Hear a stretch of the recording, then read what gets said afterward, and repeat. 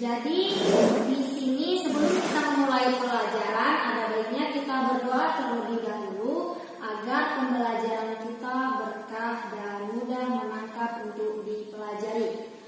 Baiklah, ketua kelas silakan pimpin doa, Nak. Ya.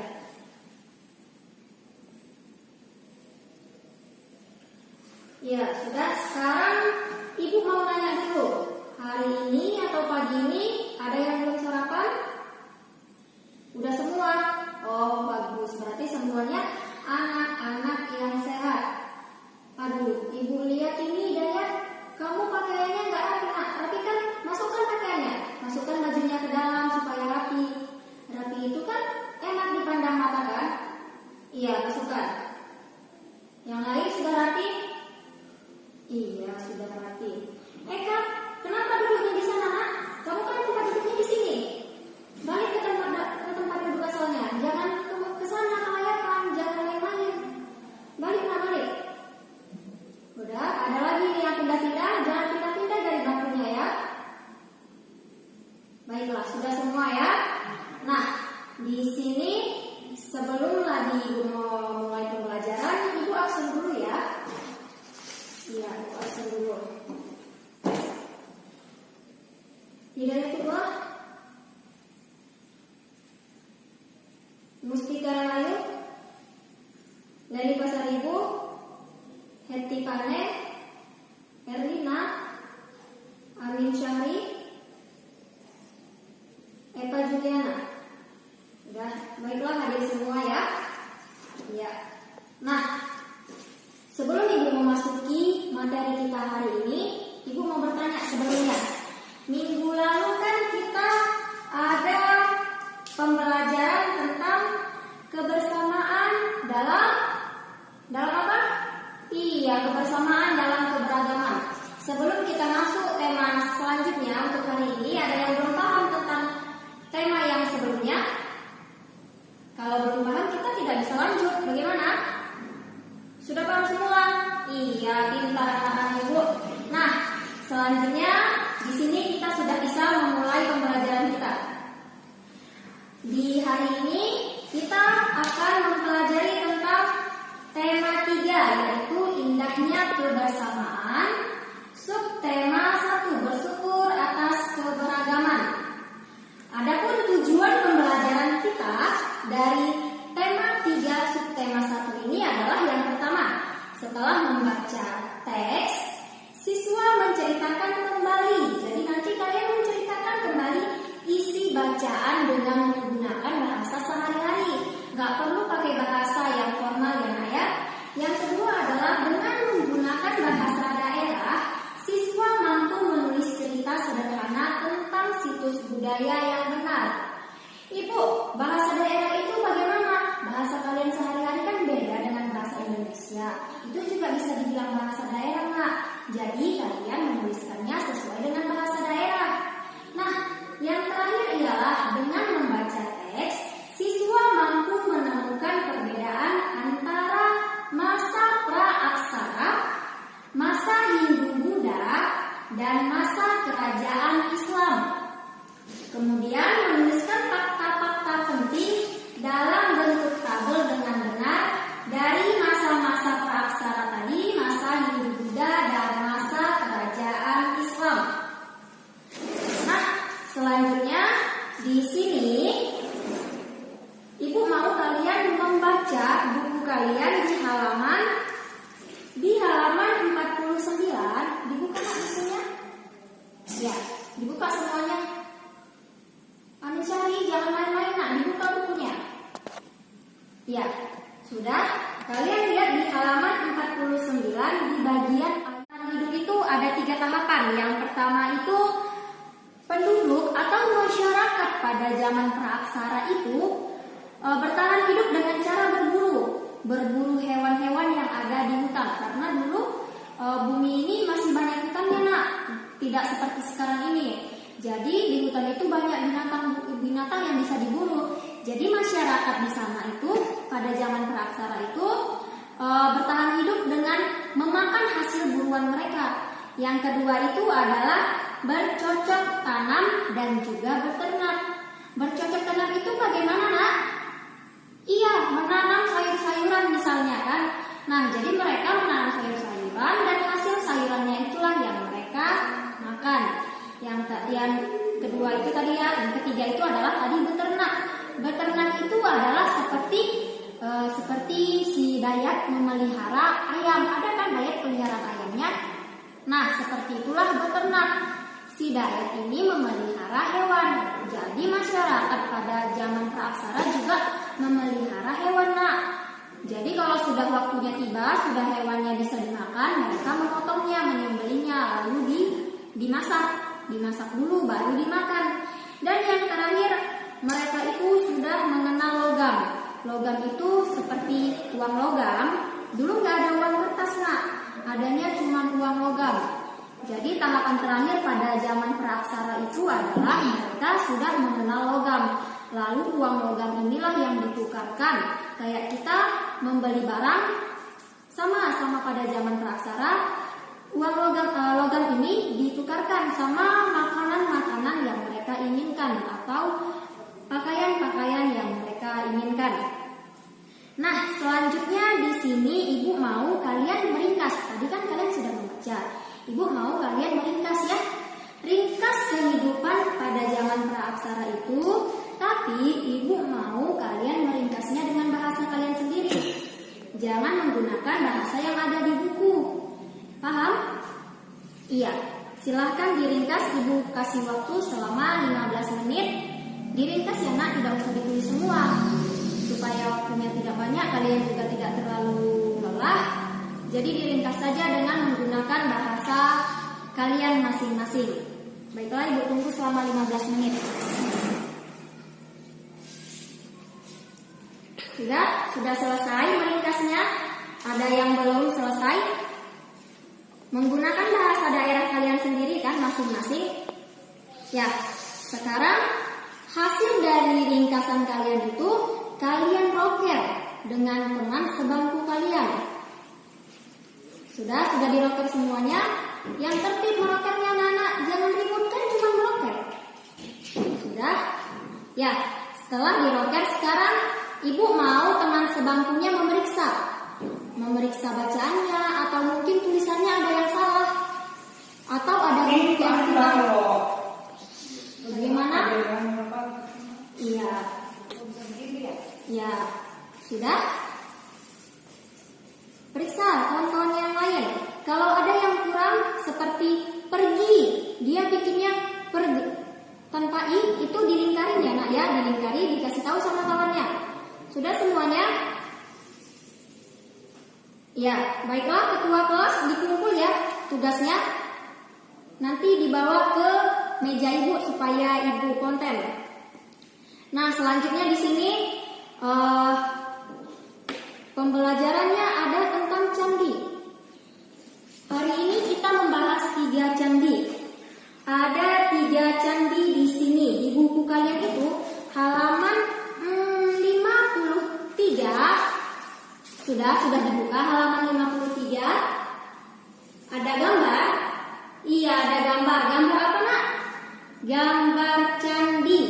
Nah, bisa kita perhatikan ada gambar candi di sana. Yang pertama, Candi Borobudur, Candi Prambanan, dan juga Candi Dieng.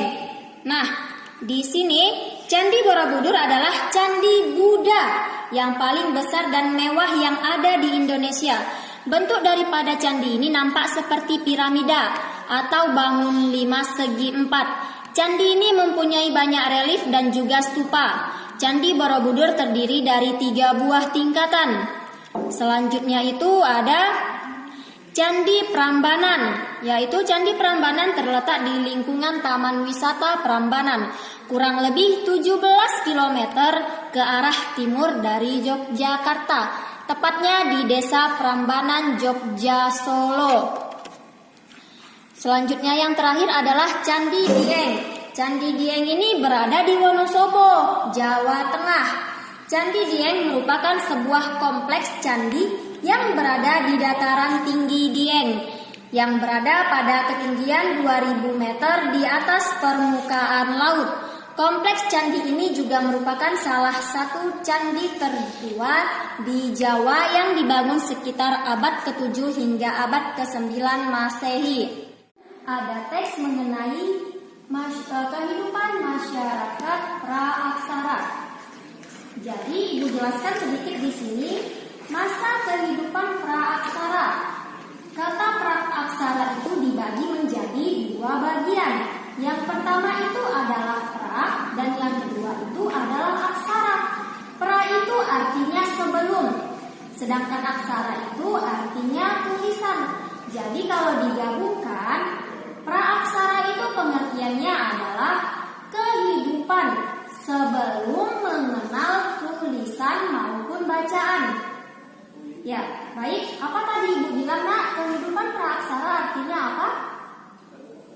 Iya, kehidupan sebelum mengenal tulisan dan juga bacaan. Baiklah, di sini Ibu mau kalian membaca tentang teks itu dulu.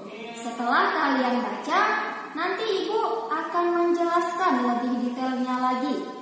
Ibu beri waktu 15 menit untuk kalian membaca tentang teks bacaan yang berjudul Kehidupan pada Zaman Praaksara. Silakan Nak, 15 menit dimulai dari sekarang.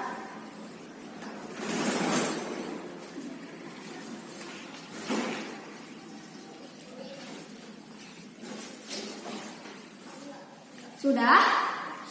Sudah selesai? Ada yang belum selesai? Coba angkat tangannya Nak yang belum selesai. Sudah semua? Nanti Ibu periksa sudah semua ya. Kalau ada yang tidak selesai, nanti Ibu beri hukuman ya. Coba jujur, ada yang belum selesai anak-anak Ibu? Iya, udah selesai semua. Baiklah. Dayat, coba bacakan bacaan pada teks itu Nak. Yang lain teman-temannya dengarkan. Yang lain teman-temannya dengarkan. Supaya kalian mengetahui, nanti Ibu suruh sambung satu-satu ya. Ya, silakan dibaca Nak. Nah, zaman praaksara di Indonesia, pembabakan zaman praaksara di Indonesia berdasarkan geologi dibagi ke dalam 3 zaman.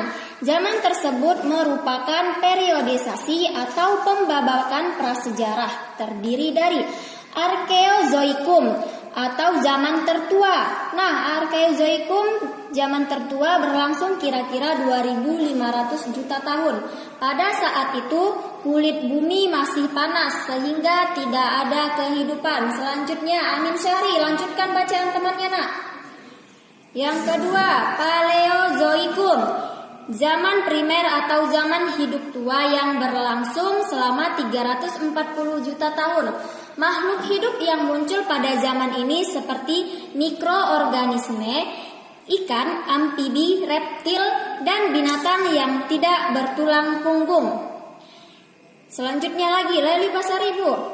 Mesozoikum, zaman sekunder atau zaman hidup pertengahan yang berlangsung kira-kira 140 juta tahun. Pada zaman pertengahan jenis reptil mencapai tingkat yang terbesar sehingga zaman ini juga disebut. Setelah kalian membaca tentang candi, kalian kan sudah lihat gambar candinya karena kalian juga sudah mengetahui tentang candi. Nah, selanjutnya pada materi kita yang terakhir di sini adalah buka buku kalian di halaman 59. Sudah? Apa judulnya di situ Nak? Di halaman 59. Iya, Kerajaan Islam di Indonesia. Nah, Kerajaan Islam di Indonesia pada buku kalian itu adalah Samudra Pasai. Nah, Kerajaan Samudra Pasai, kerajaan ini didirikan oleh Sultan Malik Al-Saleh dan sekaligus sebagai raja pertama pada abad ke-13. Sumber sejarah yang menyebutkan Kerajaan Samudra Pasai adalah berita Marco Polo yang menyebutkan adanya kerajaan-kerajaan di ujung pulau Sumatera. Yang kedua, tulisan yang terdapat pada nisan Sultan Malik Al-Saleh yang tercatat sebagai Raja Samudra Pasai dari dinasti Maresiloe. Raja pertama bergelar Sultan Malik Al-Saleh merupakan keturunan Raja Perlak. Nah, selanjutnya terdapat dua dinasti di kerajaan Samudra Pasai, yaitu Meorah Khair dan Meorah Silu. Menurut catatan Ibnu Batutah, utusan dari Sultan Delhi menyebutkan pelabuhan Samudra Pasai adalah pelabuhan penting karena merupakan pelabuhan tempat singgah pedagang Cina, Arab, Benggala, dan Gujarat. Samudra Pasai mengalami kehancuran karena adanya serangan dari Majapahit tahun 1300. Inilah dia peta Samudra Pasai, dan yang ini adalah mata uang emas yang berlaku di kerajaan Samudra Pasai pada masa Sultan. Pertama ada zaman Praaksara, yang kedua ada candi, yang ketiga ada apa anak-anak? Iya, kerajaan Islam di Indonesia. Nah, dari yang ketiga ini ada pertanyaan? Ada pertanyaan? Ya, Leli apa nak pertanyaannya? Candi itu tempat apa? Temannya ada yang bisa jawab? Ada yang bisa jawab temannya? Iya, silakan Erlina, jawab nak. Iya, betul sekali. Betul jawaban Erlina. Sekarang Ibu sempurnakan lagi. Jadi candi itu adalah kepemilikan atas Hindu. Jadi candi-candi itu adalah tempatnya Hindu untuk sembahyang pada zaman dahulu kala. Jadi candi-candi itu semua tempat sembahyang pada para umat Hindu. Nah, selanjutnya ada yang bertanya lagi? Sudah pas? Ya. Sekarang kita tarik kesimpulan dari pembelajaran kita hari ini. Yang pertama tadi ada zaman Praaksara. Zaman Praaksara itu ada 3. Yang pertama Arkeozoikum, yang kedua Paleozoikum, dan yang ketiga adalah Mesozoikum. Itulah dia zaman Praaksara. Dan pada kehidupan zaman Praaksara mereka bertahan hidup dengan cara berburu, beternak, bercocok tanam, dan juga sudah menggunakan logam. Selanjutnya tadi yang kedua adalah candi. Ya, yang pertama tadi ada Candi Borobudur. Candi Borobudur ini terletak di Yogyakarta, dan candi ini adalah candi yang paling besar di Indonesia, nak. Yang kedua ada Candi Prambanan. Candi Prambanan ini ada di Tanah Wisata Prambanan, sekitar 17 km lagi dekat Yogyakarta. Yang terakhir itu adalah Candi Dieng. Candi Dieng ini adalah candi yang terletak di Wonosobo, Jawa Tengah. Yang terakhir ada kerajaan Islam di Indonesia, yaitu Kerajaan Islam Samudra Pasai. Kerajaan Islam Samudra Pasai ini dibentuk oleh Sultan Malik Al-Saleh. Nah, selanjutnya ada lagi pertanyaan? Ada lagi pertanyaan, nak? Sudah ya? Tidak ada lagi pertanyaan? Baiklah, sekarang Ibu kasih tugas. Kalian rangkum tadi tentang materi kita yang dari gambar 3 candi tadi. Gambar 3 candi itu kalian rangkum di rumah, dan Ibu membagi kelompoknya. Ada 3 kelompok, yaitu Dayat, Amin, dan juga Leli Pasaribu. Jadi kalian itu di rumah kerja kelompok. Nanti catatannya setiap kelompok itu 1 aja. Kalian berdiskusi dan merangkumnya itu sama seperti yang tadi. Kalian itu cukup menggunakan bahasa kalian sehari-hari, dan juga dirangkum ya nak ya, jangan ditulis semua. Nah, selanjutnya untuk materi berikutnya atau materi besok itu ada tema 3, subtema 4, yaitu keberagaman Indonesia. Jadi Untuk keberagaman Indonesia dibaca-baca dulu ya nak ya, sebelum nanti ibu memulai pembelajaran yang baru. Baiklah, setelah pembelajaran selesai, mari kita berdoa bersama agar pembelajaran hari ini lebih bermanfaat bagi kita semua. Baiklah, ibu yang ambil alih doa, berdoa dimulai. Selesai. Dengan mengucapkan alhamdulillah, pembelajaran kita hari ini ibu tutup dan ibu ucapkan terima kasih untuk anak-anak ibu semuanya. Ibu akhiri wabillahi taufiq wal hidayah. Assalamualaikum warahmatullahi wabarakatuh.